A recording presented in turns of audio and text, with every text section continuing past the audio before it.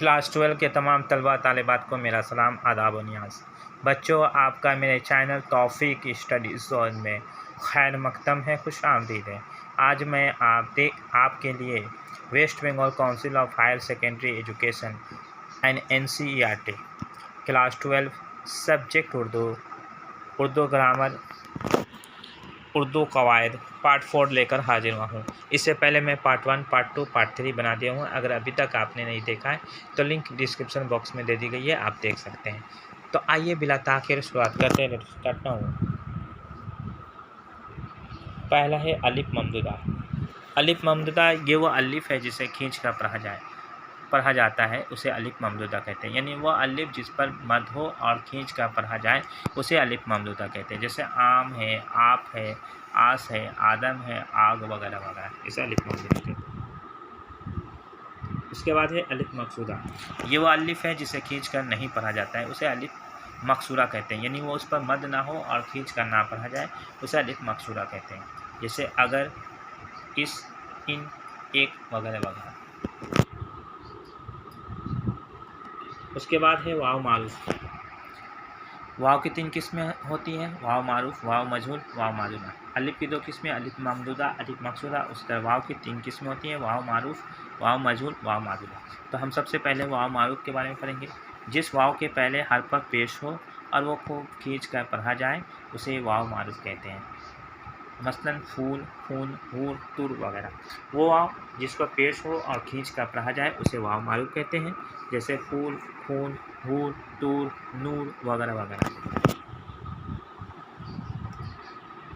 वाव मजहूल, जिस वाव के पहले हर पर पेश तो हो लेकिन वो खूब खींच कर ना पढ़ा जाए उसे वाव मजहूल कहते हैं। यानी वो वाव जिस पर पेश हो लेकिन वो खींच कर ना पढ़ा जाए उसे वाव मजहूल कहते हैं। जैसे मोर, शोर, चोर, और वगैरह वगैरह। उसके बाद है वाव मादुला। ये वो वाव है जो लिखा जाए मगर पढ़ा ना जाए, यानी लिखा जाता है मगर पढ़ा नहीं जाता, उसे वाव मादुला कहते हैं। मसलन ख्वाब लिखाता है लेकिन ख्वाब पढ़ा जाता है। ख्वाहिश लिखाता है, ख्वाहिश पढ़ा जाता है। दस्तरख्वान लिखाता है, दस्तरखान पढ़ा जाता है। ख्वाजा लिखाता है, खाजा पढ़ा जाता है। उसके बाद है हाय मलफूजी। हाय की भी 3 किस्में होती हैं, हाय मलफूजी, हाय मक्तफ़ी और हाय मखलूती। तो हम पहले हाय मलफूजी के बारे में पढ़ेंगे। वो है जो साफ़ तलफ़ुज़ में आए, यानी साफ़ पढ़ी जाए, उसे हाय मलफूजी कहते हैं। वो है, यानी इसको छोटी है कहा जाता है। वो है जो साफ़ तलफ़ुज़ में आए यानी साफ़ पढ़ी जाए उसे हाय मलफूजी कहते हैं। जैसे शाह, बादशाह। देखिए यहाँ पर सब तलफ़ुज़ में आ रहा है, पढ़ा जा रहा है। शाह, बादशाह, रह, वाह, आह, चाह वगैरह, निगाह वगैरह वगैरह। उसके बाद है हाय मक्तफ़ी। ये वो है जिसकी आवाज़ अलिफ की तरह हो, यानी उसकी आवाज़ साफ़ ज़ाहिर ना हो बल्कि अलिफ की तरह उसकी आवाज़ निकले, उसे हाय मक्तफ़ी कहते हैं। जैसे रास्ता, नाश्ता, वास्ता, नामा, खामा, जामा वगैरह वगैरह। देखिए सब में लास्ट में है लेकिन वो अलिफ की तरह उसकी आवाज़ निकल रही है, इसलिए उसको हाय मक्तफ़ी कहते हैं। उसके बाद है हाय मखलूती। ये वो है जो किसी हर्फ की मदद से पढ़ी जाए, यानी इसको जब तक दूसरी हर्फ की मदद से नहीं पढ़ा जाए तो इसकी आवाज़ साफ रहनी होती है। जैसे भूत, फूल। देखिए ये दूसरे हर्फ की मदद से पढ़ी जाए, जब तक इसको दूसरे हर्फ की मदद से ना पढ़े तो ये आवाज़ इससे साफ जाहिर नहीं होती है। जैसे भूत, फूल, झूठ, छत वगैरह वगैरह। उसके बाद है या की 2 किस्में होती है, या मारूफ, या मजहूल। तो या मारूफ वो या जिस पर ज़ेर हो और खींच कर पढ़ा जाए, जिस पर ज़ेर हो खींच कर पढ़ा जाए उसको या मारूफ कहते हैं। जैसे मसलन फ़कीर, खीर, शीर, खुशी वगैरह वगैरह। उसके बाद है या मजहूल। ये वो या है जिसे खींच कर ना पढ़ा जाए, यानी इस पर ज़ेर हो लेकिन खींच कर ना पढ़ा जाए उसे या मजहूल कहते हैं। जैसे दिलेर, देर, शेर, अंधेर वगैरह वगैरह। उसके बाद हाल मौजूदा ज़माना को कहा जाता है, जैसे खाता है, पीता है, जाता है, नहाता है, दौड़ता है वगैरह वगैरह। उसके बाद माजी, माजी गुज़रा हुआ ज़माना को कहा जाता है, यानी जो काम पहले हो चुका है उसको माजी कहा जाता है। जैसे खाता था, पीता था, बोलता था, नाचता था, उसको माजी कहा जाता है। मुस्तकबिल माने आने वाले ज़माना को कहा जाता है, आने वाले जो काम होने वाला है उसको मुस्तकबिल कहा जाता है। जैसे खाएगा, पिएगा, वो आएगा, वो नाचेगा, इस तरह इसको मुस्तकबिल कहते हैं। जैसे हमने कहा कि ज़माना की 3 किस्में होती हैं। एक है हाल, जिसको ज़माना हाल प्रेजेंट टेंस कहा जाता है, माने हाल जो काम अभी हो रहा है उसको ज़माना हाल कहा जाता है। जो हो चुका है उसको माजी कहा जाता है, जो होने वाला है उसको मुस्तकबिल कहा जाता है। तो मुस्तकबिल खाएगा, जाएगा, पिएगा, नहाएगा, दौड़ेगा, बैठेगा, इसको कहते हैं मुस्तकबिल। उसके बाद है कलमा, मानेदार लफ्ज़ को कलमा कहा जाता है, यानी जिसका कोई मानी मतलब होता है उसको कलमा कहा जाता है।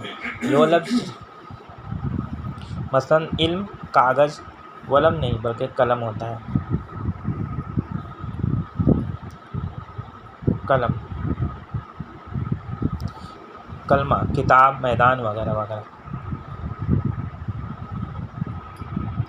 खिताब, हुकूमत से मिले हुए एजाज़ को खिताब कहा जाता है, यानी वो नाम जो हुकूमत की तरफ से मिलता है उसको एजाज़ मिलता है, इनाम मिलता है, उसको खिताब कहते हैं। जैसे सर है, खान बहादुर है, शमसुल उलमा है, इसको कहते हैं खिताब। लक़ब, वो नाम जो ख़ास वस्फ़ की वजह से मशहूर हो, यानी किसी खूबी या खासियत की बुनियाद पर मशहूर हो जाए, उसे लक़ब कहा जाता है। जैसे कलीमुल्लाह, खलीलुल्लाह, शेर खुदा, बाबाए उर्दू, इमामुल हिंद वगैरह वगैरह।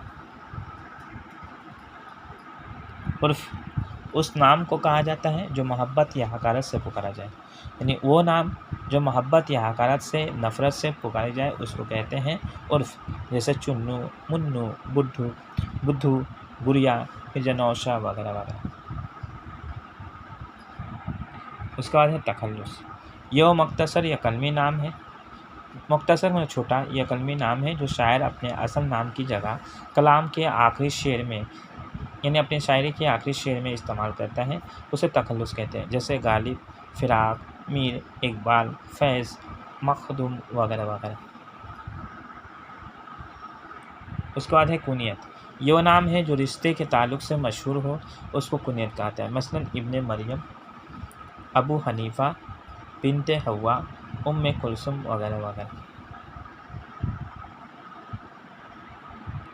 उसके बाद है मतला, गज़ल या कसीदा का पहला शेर जो हम काफ़िया व हम रदीफ़ हो उसको मतला कहलाता है, उसे मतला कहते हैं। मसलन इब्ने मरियम हुआ करे कोई, मेरे दुख की दवा करे कोई, या हुआ दवा, ये दोनों इसको हम काफ़िया कहेंगे। करे कोई इसको हम रदीफ़ कहते हैं। काफ़िया जो रदीफ़ से पहले होता है और काफ़िया जो हर शेर के आखिरी में दोहराया जाता है उसे काफ़िया कहते हैं। तो इब्ने मरियम हुआ करे कोई, मेरे दुख की दवा करे कोई, तो हुआ दवा ये है आपका काफ़िया, करे कोई ये रदीफ़ है, याद रखना है। तो दोनों में हम काफ़िया और रदीफ़ है, इसलिए ये मतला कहलाता है। इससे और एक शेर मैं सुना देता हूँ जो है, बस के दुश्वार है हर काम का आसा होना, इंसान को भी मैसर नहीं इंसान होना। तो यहाँ पर हर बस के दुश्वार है हर काम का आसा होना, इंसान को भी दुश्वार नहीं, इंसान को भी मैसर नहीं इंसान होना। आसा और इंसान ये दोनों क्या है, आपका काफ़िया है।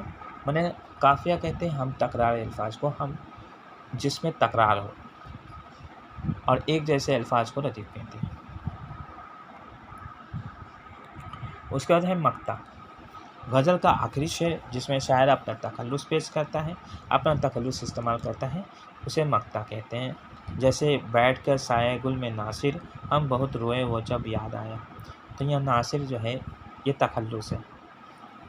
बैठकर साये गुल में नासिर, हम बहुत रोए वो जब याद आया। उसके बाद एक और शेर है, काबा किस मुँह से जाओगे गालिब, शर्म तुमको मगर नहीं आता। तो ये भी मक्ता का शेर है जिसमें शायर गालिब तखल्लुस है इस्तेमाल किया है। तो ये जो मैंने ग्रामर की आपको सिखाया, समझाया, उम्मीद करता हूँ आप इससे काफ़ी इस्तेफ़ादा कर रहे हैं। अगर आप वाकई 12 के एग्ज़ाम में अच्छे नंबर से पास होना चाहते हैं तो आप मेरे चैनल को फ़ॉलो करें और पाबंदी के साथ देखें। जो भी क्वेश्चन अगर समझ में नहीं आए तो आप कमेंट बॉक्स में हम मुझसे पूछ सकते हैं। मेरा नंबर है 8820992739 और एक नंबर है 7003875539। तो आज के लिए इजाज़त दीजिए अपने उस्ताद मोहतरम तौफ़ीक अंसारी को। अल्लाह।